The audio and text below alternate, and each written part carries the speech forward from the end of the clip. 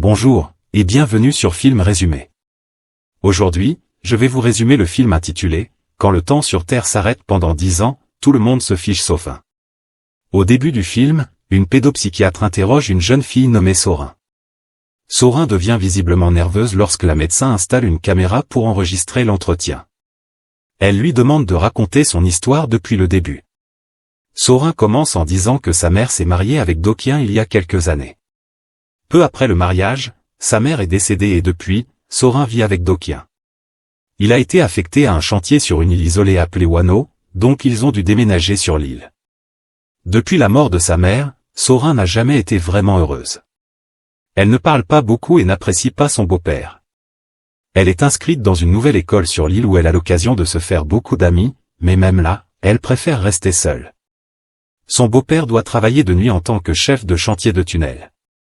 En raison des explosions qui ont lieu pendant les travaux, les habitants de l'île ne peuvent pas rentrer dans la zone de construction.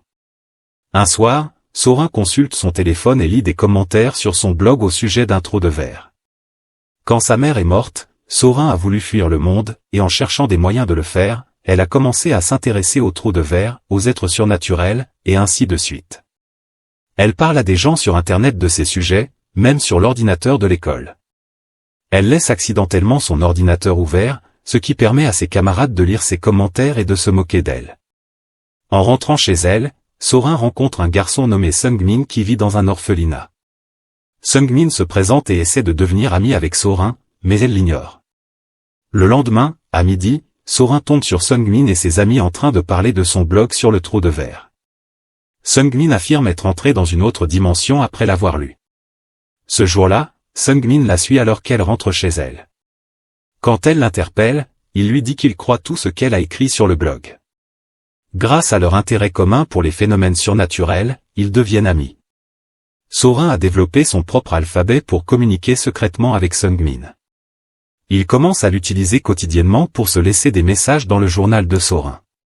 Tous les jours après l'école, il parcourt la ville à la recherche de fantômes. Lors d'une de ses expéditions, Sungmin emmène Sorin dans une maison en bois abandonnée dans la forêt. Ils explorent la maison et discutent longuement tout en gravant des blocs de cire. Sorin commence à tomber amoureuse de Sungmin. Elle l'embrasse à l'improviste, le rendant tout rouge. Un jour, Sorin trouve Sungmin et 3 de ses amis en train de planifier une sortie au chantier pour observer les explosions. Elle les rejoint et les enfants traversent les bois pour éviter de se faire repérer par les adultes. Ils franchissent la clôture du site et l'un des enfants prend peur et rentre chez lui. Les 4 autres se cachent derrière une falaise, mais sont déçus car aucune explosion n'a lieu. En se promenant dans la forêt, ils découvrent une petite grotte. Ils décident de l'explorer et y entrent l'un après l'autre. Finalement, ils tombent sur une substance brillante immergée dans l'eau au fond de la grotte. Sorin suppose que c'est un météoroïde. Sungmin décide de plonger dans l'eau pour récupérer la substance. Une fois sortis du tunnel, la chose cesse de briller. Les enfants remarquent qu'elle ressemble à un œuf. Un des garçons, nommé Tashik, prétend que l'œuf pourrait appartenir à un gobelin du temps. Son grand-père lui avait raconté qu'à la pleine lune, une grotte apparaît dans les montagnes où vit le gobelin du temps. Quiconque entre dans la grotte en ressort plus âgé. Les autres enfants ne le croient pas car ils n'ont pas vieilli. Sorin découvre que sa barrette, cadeau de sa mère, a disparu. Elle retourne dans la grotte pour la chercher pendant que les garçons gardent l'œuf. Elle retrouve sa barrette, mais remarque aussi que l'œuf lumineux est de retour dans l'eau. Confuse, elle sort et voit que l'œuf est cassé et ses amis ont disparu. Elle les cherche partout dans la forêt jusqu'à la tombée de la nuit. Perdue, elle est obligée de passer la nuit en forêt. Le lendemain, une équipe de police cherche les enfants dans la forêt. Le détective Anne est nommé responsable de l'enquête. Bientôt, la police retrouve Sorin inconsciente dans la forêt. Heureusement, elle est vivante et en bonne santé. À l'hôpital, le détective lui demande ce qui est arrivé aux autres garçons et elle lui raconte tout sur la grotte et l'œuf lumineux. Le détective et les adultes ne croient pas à son histoire. Elle les emmène dans la forêt pour leur montrer la grotte, mais elle est introuvable. Puis, le détective apprend qu'on a retrouvé le corps d'un des garçons disparus, Jae-wook, enterré sous une plage à 20 km de la ville. La cause de la mort est une crise d'asthme. Comme quelqu'un a dû l'enterrer, l'affaire passe de disparition à enlèvement. Les semaines passent après l'incident, mais les deux autres garçons restent introuvables. Sans Sung-min, Sorin redevient son ancienne version introvertie. Elle est aussi confuse que tout le monde, mais personne ne la croit quand elle raconte la vérité. Mais juste une pause pour t'abonner. Un jour, Sorin entend un bruit venant de l'extérieur de sa maison. En vérifiant, elle aperçoit un homme qui court vers la forêt. Elle le suit et pénètre profondément dans les bois. Après quelques minutes de course, elle tombe au sol et l'homme s'arrête également. Il s'approche d'elle et la regarde avec fascination alors que Sorin reste figé de stupeur. L'homme parle pour la première fois et affirme être Sung-min. En entendant son nom, Sorin sort de son état de choc et s'enfuit en pleurant. Elle finit par tomber sur la voiture de Do-kyun et lui raconte précipitamment ce qu'elle vient de voir. La police est informée de l'incident et commence à fouiller la forêt pour retrouver l'homme, en supposant qu'il s'agit du ravisseur. Le détective An interroge Sorin sur cet homme, et elle révèle qu'il prétendait être Sung-min. Les policiers ne retrouvent pas le kidnappeur, mais ils mettent la main sur le journal de Sorin, celui qu'elle utilisait avec Sung-min pour échanger des messages. En voyant les pages, elle est surprise de découvrir qu'elles sont remplies de notes écrites par Sung-min. En utilisant leur code secret, il y raconte tout ce qui s'est passé après qu'elle soit entrée dans la grotte pour récupérer sa barrette. Les garçons étaient curieux de savoir ce qui se trouvait à l'intérieur de l'œuf, alors Sung-min l'a brisé par terre sans attendre Sorin. À leur déception, l'œuf était vide. Quand Sorin ne revient pas après un moment, Sung-min entre dans la grotte et la voit figée sur place. Il tente de lui parler et de la bouger, mais elle ne réagit pas. Quelques instants plus tard, il remarque une goutte d'eau lévitant dans les airs. Il sort de la grotte et lève les yeux pour voir que les oiseaux aussi sont figés dans le ciel. Les garçons se rendent en ville et constatent que tout le monde, y compris leur famille, est en pause. Cela leur fait comprendre que le temps s'est arrêté pour tout le monde sauf pour eux trois, ce qui signifie qu'ils peuvent faire tout ce qu'ils veulent. Les premiers jours, ils sont sur un petit nuage. Ils mangent et boivent ce qu'ils veulent, dorment quand ils le souhaitent, et passent la journée à jouer. Après environ un mois, ils s'ennuient et décident de quitter l'île pour aller dans une autre ville et vérifier s'ils sont réellement les seuls à pouvoir bouger. Cependant, leur plan échoue lorsqu'ils se rendent compte que l'eau de l'océan a également cessé de couler, ce qui signifie que le bateau va couler. De retour au présent, Sorin comprend que l'homme qu'elle a vu dans les bois était en fait Sung-min. Elle arrête de lire, car sa priorité devient de détourner la police de lui. Si elle le trouve, il sera sûrement arrêté pour enlèvement, alors elle prétend avoir menti en disant qu'elle n'a vu personne dans la forêt. La police la croit et elle continue à lire le journal. Des mois plus tard, les garçons commencent à vivre dans une tente au centre commercial. La santé de Jae-wook se dégrade chaque jour parce qu'il souffre d'asthme et son inhalateur ne fonctionne plus. Une nuit, il s'étouffe et meurt lentement sous les yeux de ses amis. Sung-min et Tae-shik sont dévastés. Avec le cœur lourd, ils enterrent le corps de leur ami sous le sol sur une plage proche. Après sa mort, le corps de Jae-wook se fige également comme les autres. 5 ans passent, mais le monde reste le même. Les garçons sont maintenant devenus des adolescents. Bien qu'ils aient vécu isolés pendant toutes ces années, ils espèrent toujours qu'un jour, le monde redeviendra normal. Sung-min pense que lorsqu'ils auront 20 ans, le temps reprendra. Ils volent un peu d'argent à chacun pour être riches quand cela arrivera. Cependant, même lorsqu'ils atteignent 20 ans, rien ne change.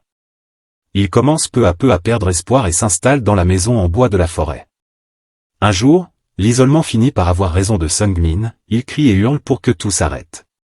Tae-shik observe cela de loin et perd tout espoir. Quelques jours plus tard, Sung-min remarque que la forme de la lune change, ce qui signifie que le monde est sur le point de reprendre. Il part à la recherche de Tae-shik, mais ne le trouve nulle part.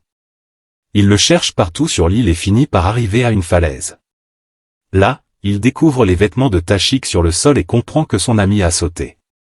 Il se jette également derrière Tae-shik en dernier recours. Mais à ce moment précis, le monde reprend. Il sort de l'eau et est émerveillé par la nature en mouvement. Après avoir lu le journal, Sorin court à la maison en bois et retrouve enfin son ami. Ils décident de raconter leur histoire au monde, mais ne savent pas si quelqu'un les croira.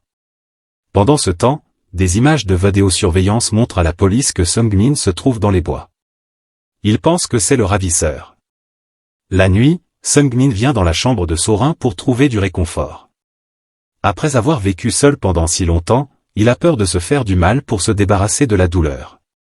Le lendemain, les parents de Tae-shik arrivent sur le chantier de construction, accusant d'aucun de la disparition de leur fils. Ils pensent que l'explosion sur le site a tué leur enfant, et que Sorin invente des histoires pour protéger son beau-père. Pendant ce temps, Sorin et Seung-min se rendent à l'orphelinat où Seung-min vivait auparavant. Sorin explique tout à la directrice avant de sortir pour appeler Seung-min. Cependant, son père l'attire de force à ce moment-là. Seung-min parle avec la directrice qui était comme une mère pour lui et lui raconte tout ce qu'il faisait enfant. Elle est choquée mais ne le croit toujours pas.